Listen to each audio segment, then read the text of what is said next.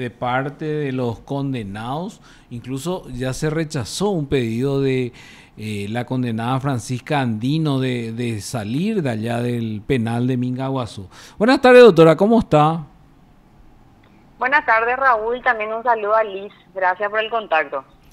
Sí, doctora, estábamos viendo también hoy que hay varios pedidos así, entre ellos de Anastasio Miere, Baciano Acosta y Francisca Andito respecto no sé, algunos trámites de la penitenciaría. ¿Cómo ve usted como querellante estas cuestiones? La verdad que nosotros, ya desde que asumimos la querella adhesiva en el caso Cecilia Cubas, constantemente nosotros tenemos actividades procesales en el marco del expediente, peticiones que realizan las distintas defensas de los condenados, ya sea por traslados de penitenciaría, redenciones. Incluso en una ocasión ya también se había requerido redenciones respecto a algunos de los condenados, donde incluso la jueza de ejecución pudo, a través de las documentaciones que ellos presentaron, verificar de que se había realizado documentos apócrifos, ¿verdad? En los cuales se sustentaban estos pedidos. Incluso eso se remitió a la fiscalía también, Raúl. O sea que nosotros constantemente como querella tenemos que evacuar todo tipo de traslados, ya sea cambios de penitenciaría que ellos piden, o también cuestiones vinculadas a la salud de los condenados, o redenciones sin sustento alguno. Entonces la verdad que sí vemos con un poco de preocupación de que cómo se iba a manejar esto si no había también una suerte de control por parte de nosotros como querellantes. Y bueno, también en lo que respecta al trabajo de la fiscalía, que también hace lo suyo, ¿verdad? A través de sus dictámenes. Y en este caso, Francisca Andino decía que quería volver o salir de ahí por lo menos porque hablaba de violación de derechos humanos. ¿Eso se probó, doctora, o no? No, en el incidente de cambio de reclusión que había presentado Francisca Andino, ellos alegaban supuestos hechos también de situaciones que no se venían, no compadecían con la realidad, siendo que presentaron un incidente sin documentación alguna.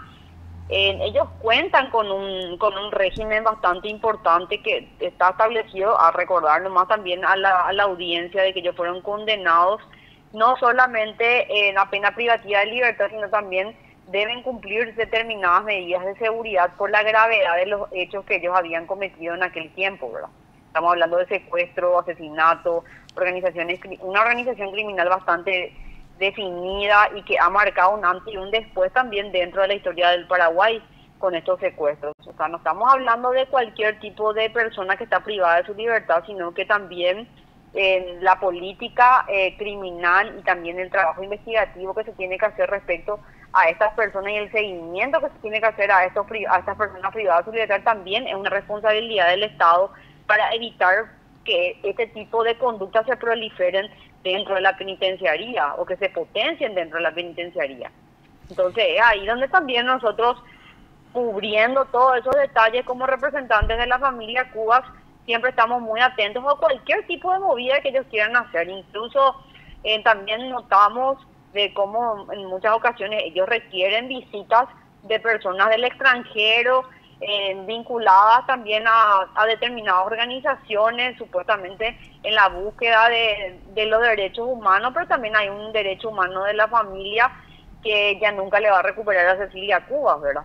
Entonces siempre precautelando todo eso, sin menoscabar ningún derecho de ninguna persona privada de su libertad, pero así también que estas personas verdaderamente no estén induciendo al error a los jueces con acciones, en este caso pedidos de redención, que se sustentan en documentos que tampoco no son reales, ¿verdad? O aduciendo hechos que tampoco se compadecen con la realidad, Raúl.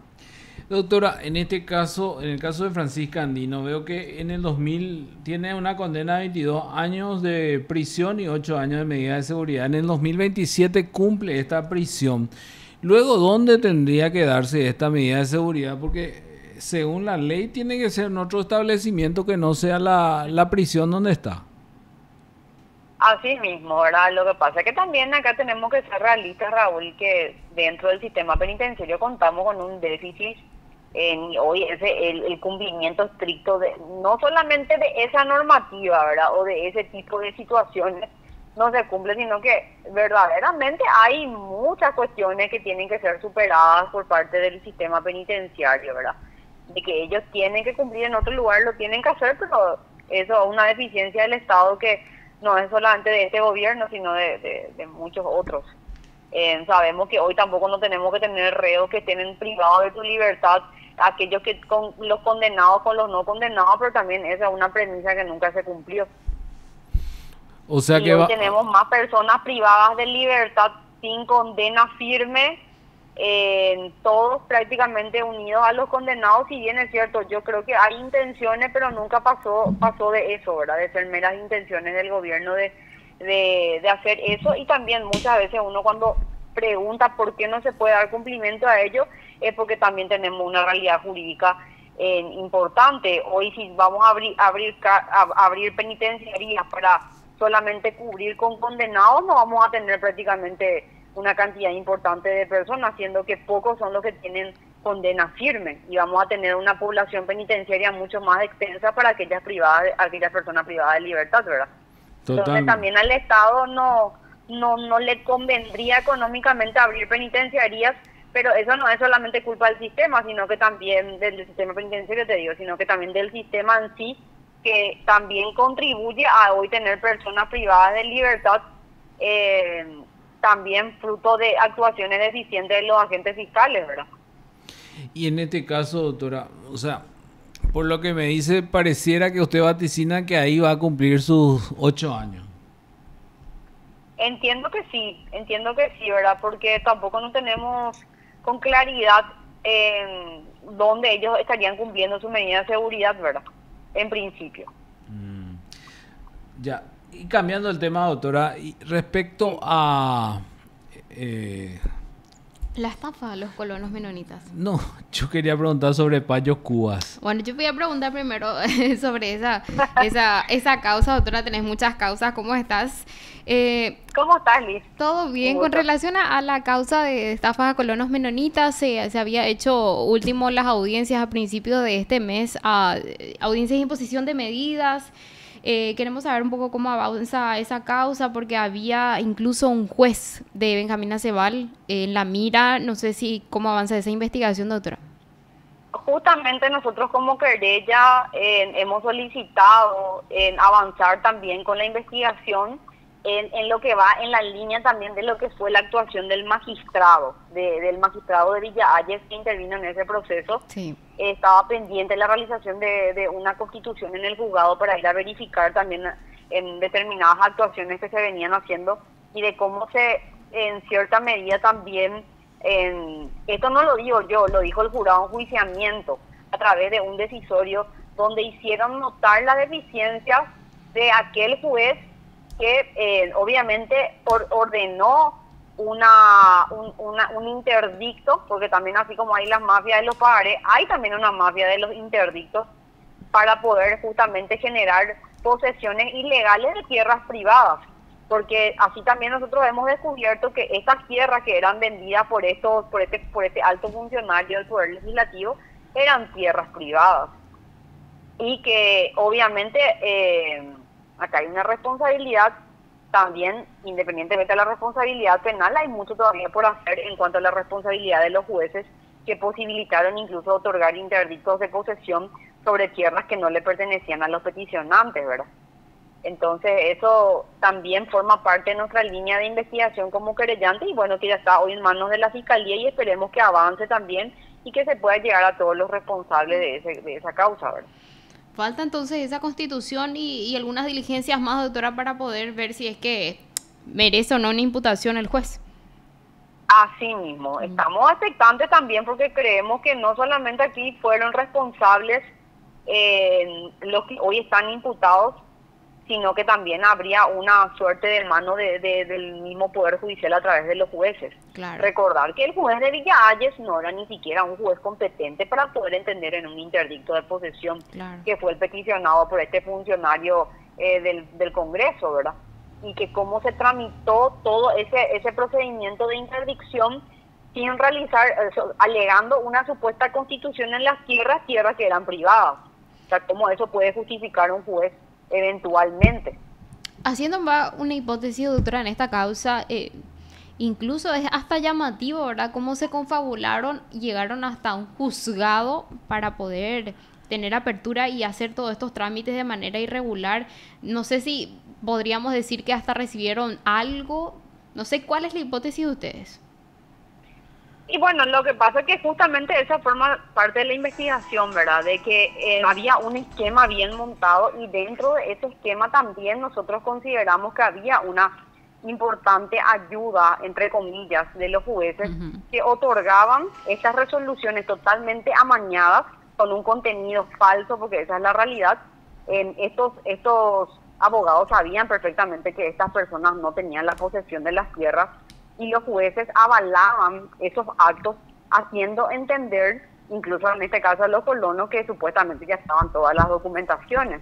O sea, el esquema de estafa estaba perfectamente montado para nosotros según nuestra hipótesis y bueno, y ahí es donde también entra la responsabilidad del juez que otorgaba estas resoluciones para poder mantener en expectativa a los colonos y conseguir más sumas de dinero exorbitantes para justamente despojarlo durante tantos años, esa suma que justamente fue la denunciada como parte del perjuicio patrimonial, ¿verdad? Bueno, es un desafío también para el Ministerio Público que tiene sobre sus hombros ahora mismo para ver un poco con relación a lo que pasaba en el juzgado con sus funcionarios. Y también esos esquemas son de años, Liz, sí. O sea, un esquema de años, un esquema también que no solamente así como la mafia de las favelas, sino que también están los esquemas que generan este tipo de resoluciones para generar problemas, incluso conflictos de tierra, no solamente acá en el Chaco, sino que en muchas partes del país, y que esa es una materia pendiente también de la Corte, hacer un trabajo de cómo se estaban gestando esto. ¿Verdad? Uno cuando pregunta de que estas resoluciones tienen un costo, sí tienen un costo, y no lo digo yo, todos los que vivimos y pasamos los pasillos saben de que muchas veces hay jueces que se prestan a ese tipo de maniobras, ¿verdad? Claro. Doctora, y abusando un poquito de su tiempo, el caso de Payo Cubas, ¿cómo está?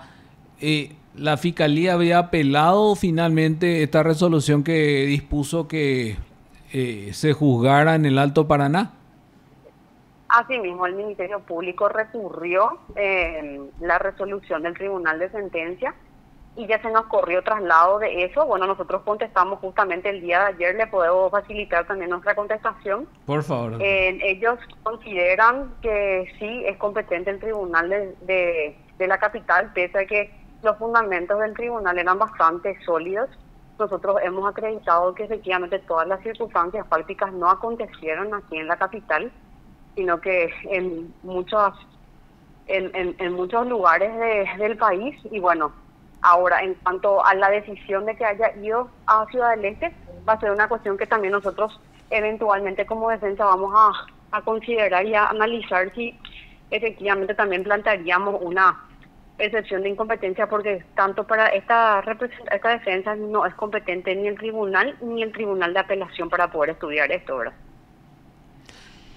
Para entender otra vez, doctora, no entiendo bien, ¿quién lo que no es competente al final? ¿Lo de Ciudad del Este tampoco? Bueno, según el criterio del Tribunal de Sentencia de acá, es que ellos remitieron los antecedentes a Ciudad del Este porque para ellos la conducta, ¿verdad? La conducta del señor Paraguayo Cubas se consumó en dicha ciudad, que es la ciudad donde él vive. Pero recordar nomás también de que hay varias porciones fácticas que hacen alusión a situaciones y conductas que se generaron en distintas localidades del país. Entiende de esta forma esta defensa de que también podría haber una suerte de problema de competencia en ese sentido, porque por una parte, si bien es cierto, el tribunal decidió declararse incompetente porque ninguno de los hechos ocurrieron en una asunción, tampoco para esta defensa se puede tener la certeza de que el competente es Ciudad del Este. ¿Y cuál sería entonces? Hace alusión a una circunstancia, se hace alusión a Ciudad del Este. ¿Y cuál sería el competente? Código, en cuanto a las reglas de competencia, nuestro código habla que cuando no se tiene la precisión o no se tiene conocimiento exacto debería de ser competente el tribunal de sentencia donde él es detenido o aprendido en este caso. En este caso fue la ciudad de San Lorenzo y por lo que en entendimiento de nosotros debería de ser competente central, ¿verdad? Ah, San Lorenzo y Central. Sí, porque él estuvo detenido, él fue detenido en San Lorenzo, de venida ya de Ciudad del Este, ¿verdad? Porque varias porciones fácticas hacen alusión a otras localidades, no solamente a Ciudad del Este, sino que hacen también a Paraguarí, Mingaguazú, ¿verdad? O sea, hay varias cuestiones que todavía para nosotros no quedaron del todo claras en este decisorio, pero lo que sí estamos sumamente convencidos es de que Capital, o sea, que el Tribunal de Sentencia Capital no es el competente. Porque al no apelar la defensa de repente consciente que sea Ciudad del Este, por eso me extraña de repente. En realidad lo que nosotros al no apelar ese punto también es que consideramos que tampoco el Tribunal de Apelación de Capital es competente para estudiar este recurso y que la DIA es la excepción de incompetencia que eventualmente nosotros plantearíamos también allá en Ciudad del Este en el momento procesal oportuno. Entiendo. Y bueno, doctora, le agradezco mucho su tiempo, muy amable. No, gracias a ustedes, Raúl y Ali, también un saludo. Gracias, doctora, hasta luego. Gracias. Usted está escuchando PDS.